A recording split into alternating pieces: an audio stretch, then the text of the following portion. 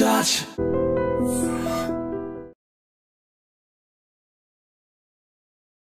Big breaking. ఎందుకంటే Marwadi go back అని ఒకవైపేమో ఒక ఉద్యమం నడుస్తోంది. అట్లాంటిది ఇప్పుడు లేబర్ గో బ్యాక్ అనే ఉద్యమం రాబోతోందా అనేటువంటి పరిస్థితులు ఇక్కడ కనిపిస్తున్నాయి. ఎందుకంటే మీరు చూస్తోంది సూర్యాపేట జిల్లా పాలకవీడు మండలం దక్కన్ సిమెంట్ ఫ్యాక్టరీ దగ్గర ఉన్నటువంటి సిచ్యువేషన్.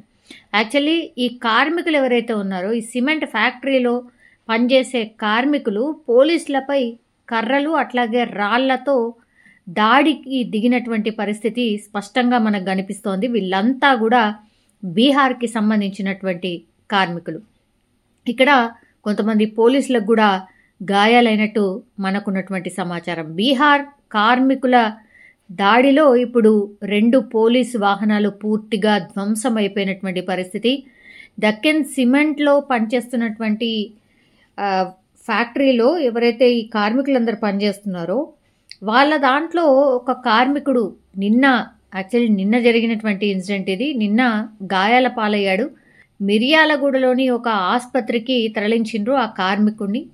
ఆ కార్మికుడు చికిత్స పొందుతూ చనిపోయాడు. దీంతో కోపోద్రిక్తులైనటువంటి ఈ కార్మికులు ఎవరైతే ఉన్నారో, నిన్న గాయపడినటువంటి కార్మికుడు ఎవరైతే ఉన్నారో ఆయన చనిపోయాడు అని తెలుసుకున్న తర్వాత ఈరోజు పోలీసులు ఇన్వెస్టిగేషన్ కోసం వచ్చినప్పుడు ఇలా పోలీసులను తరుముతున్నటువంటి సిచ్యువేషన్ని మనం స్పష్టంగా చూస్తూ ఉన్నాం.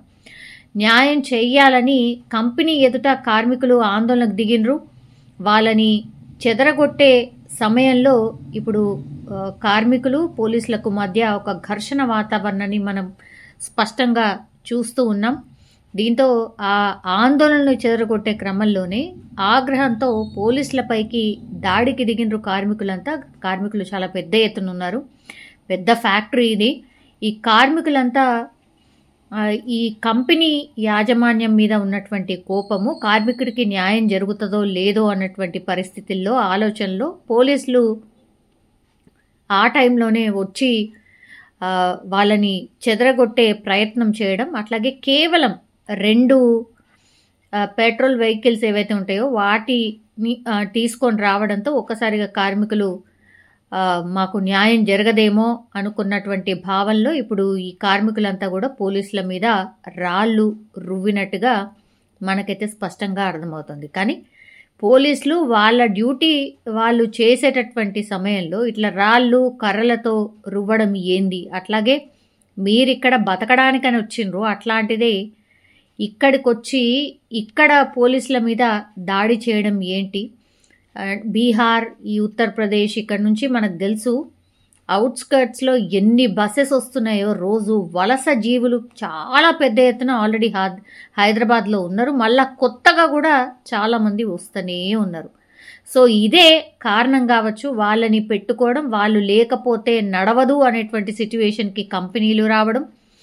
మరి తెలంగాణకు సంబంధించిన కార్మికులు ఎవరైతే ఉంటారో వాళ్ళకు కూడా ఉపాధి కరువైంది అనేటువంటిది కూడా చాలా టైమ్స్ ఆందోళన వ్యక్తం చేశారు. వాళ్ళు కూడా చాలాసార్లు ధర్నా కూడా చేసినటువంటి పరిస్థితి. అయినా సరే ఇట్లా మిగతా రాష్ట్రాల నుంచి ఇక్కడికి వచ్చి బతికే వాళ్ళ సంఖ్య చాలా చాలా పెద్దగా ఉంది. ఎందుకంటే వాళ్ళు ఎక్కడంటే అక్కడ ఉండిపోతారు. ఇప్పుడు కంపెనీ ఏదైతే ఉన్నదో ఈ సిమెంట్ ఫ్యాక్టరీకి సంబంధించి ఈ కంపెనీలోనే వాళ్ళకి అక్కడే ఈ రేకుల షెడ్ లాంటివి వేసేస్తారు. వాళ్ళు అక్కడే ఉంటారు, అక్కడే పనిచేస్తారు, ఫాస్ట్గా చేస్తారు, చాలా తక్కువ డబ్బులలో చేస్తారు. అట్లాగే ఎటూ వెళ్ళరు.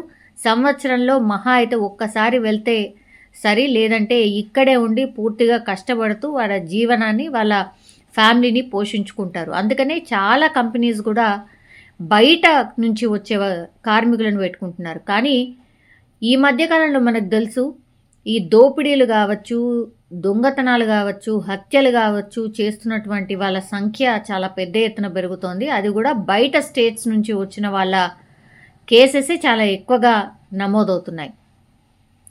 సో ఇప్పుడు ఈ ఇన్సిడెంట్ ద్వారా మరో అతిపెద్ద ప్రశ్న ఇప్పుడు ఏమొస్తోంది అంటే, ఉపాధి పొందే దగ్గర ఇప్పుడు ఈ కార్మికుల సంఖ్య ఎక్కువ అవ్వడమే కాదు, ఇప్పుడు వాళ్ళు వచ్చి ఇక్కడున్నటువంటి పోలీసుల మీదనే లా అండ్ ఆర్డర్ని సవాల్ విసురుతున్నారా అనేటువంటిది పెద్ద ఎత్తున చర్చ అయితే నడుస్తోంది.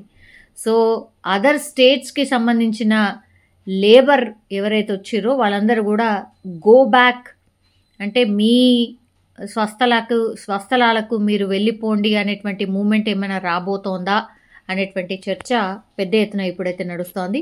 వీళ్ళందరి మీద ఎవరైతే పోలీసుల మీద రాళ్ళు ఎవరైతే రువ్విరో వాళ్ళందరి మీద ఐడెంటిఫై చేస్తూ కేసులు అయితే ఫైల్ చేశారు. అట్లాగే కంపెనీకి సంబంధించిన యాజమాన్యానికి కూడా వాళ్ళు అసలు ఈ ఇన్సిడెంట్లో ఏం జరిగింది, ఈ కార్మికులు ఇంత కోపోద్రిక్తంగా ఎందుకున్నారు, అసలు ఏం జరిగింది ఈ ఇన్సిడెంట్కి సంబంధించి పూర్తి ఇన్ఫర్మేషన్ తీసుకోవడమే కాకుండా ఈ కార్మికులు ఎవరైతే రాళ్ళు రువ్వారో వాళ్ళ మీద కూడా కేసులు ఫైల్ చేసే అవకాశం అయితే కనిపిస్తోంది.